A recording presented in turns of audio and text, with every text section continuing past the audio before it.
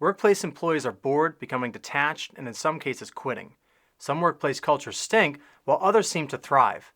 Welcome to Tuesdays with Tony. How can you overcome toxic workplace cultures that stink? How can you determine the aspects that are good and bad in the work environment? Today's video is actually inspired by a recent assignment from my PhD program in Industrial Organizational Psychology in a class on leadership and management. Here we're going to peel back the onion of the workplace culture with Denise Rousseau's Layers of Culture. So let's break it down and see how it can apply to the places you do work. A culture consists of layers that can be looked at. These layers consist of the outer layer of artifacts, such as the building, layout, and the logo, then the layer of behavioral patterns, behavioral norms, and the lower layers of the values and beliefs of the organization, and further, the assumptions of this culture made by the employees. Even the perceptions of politics in the organization can impact job performance, where high levels of perceived politics can result in a lower overall job performance. So let's look at the first layer. The first thing to consider is the physical appearance of the organization. When employees walk in, what do they see? The desk arrangement? Is there appropriate lighting and resources available to perform their work?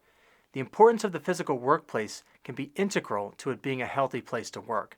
Do you want to walk into a messy, unorganized shop and try to do your best work?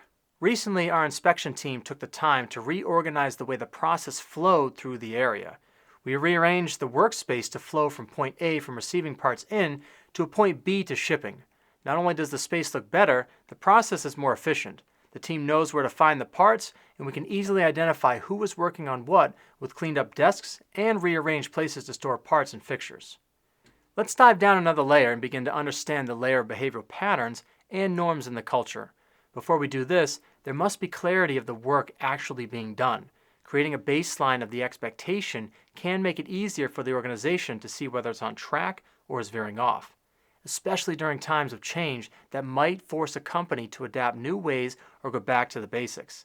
In aerospace and automotive manufacturing, there's a tool that is called the process flow map. It essentially lays out the 10,000-foot view on the basic steps of going from a point A to a point B in the process. From there, careful consideration as to the controls and potential risks are determined through creation of what is called the control plan in PFMEA. From there, you can then establish the respective roles for the department. I've used this successfully in the creation of new processes and establishing new departments in my career. But more often than not, though, the jobs are already created. So for you, first start with your organizational chart and begin to look at the specific jobs that relate to you. Maybe just even think about the job you're doing now. Do you have a job description? Review it. What are the basic steps needed to perform it? Having clear in your mind's eye what needs to be done establishes that baseline so you know the drumbeat of what should be getting done each day.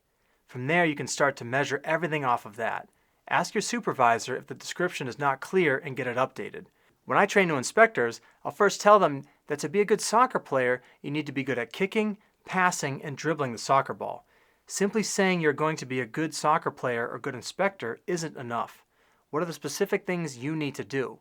For inspectors, it is the skills of visual inspection, where you train your eyes to look for negative and positive defects.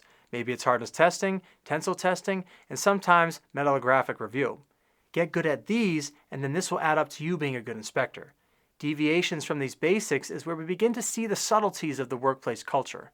Now, there are hundreds, if not thousands, of visual inspection departments in aerospace manufacturing. The steps will never change. Pick up a part, determine the acceptance criteria from a proper contract review, measure the positive or negative indication, and disposition accordingly. How you do this is an art.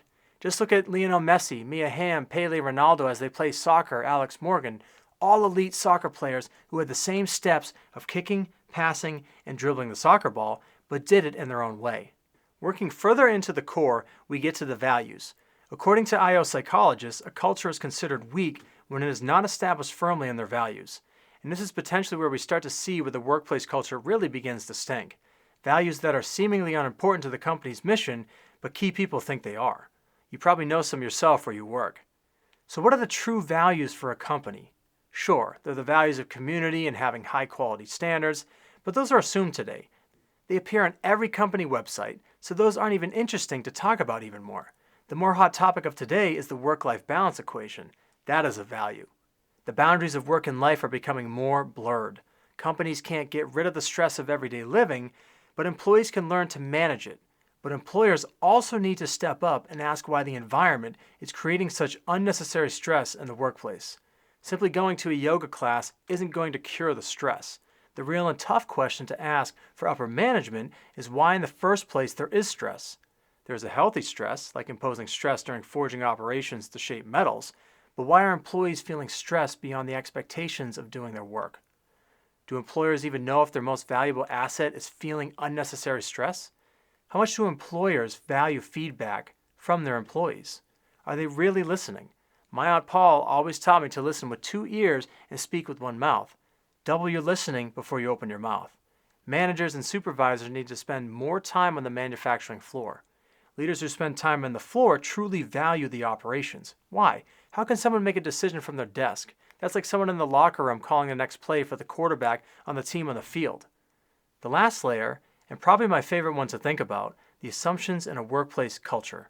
To start, no one wants to be part of a losing team. We know the workplace values shipping products on time and meeting the requirements the customers are paying for.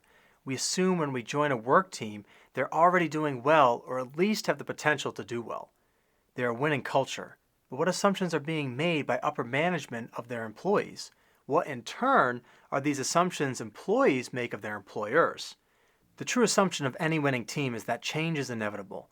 Therefore, all we can really control are the efforts in perfecting the key characteristics of the job, like passing, kicking, and dribbling of the soccer ball, with the forever thought of continually improving these.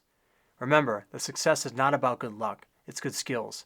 Good teams require management of the employee relationships within the organization across all layers of Rousseau's layers of culture, not just management of the arbitrary scrap percentages and sales dollars.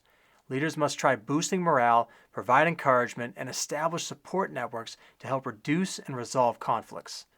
Leadership is beyond the traditional hierarchy of top-down management and is shifting towards self-managed teams. This might require the organization to undergo an organizational development that can start with you if upper management is afraid to make that start.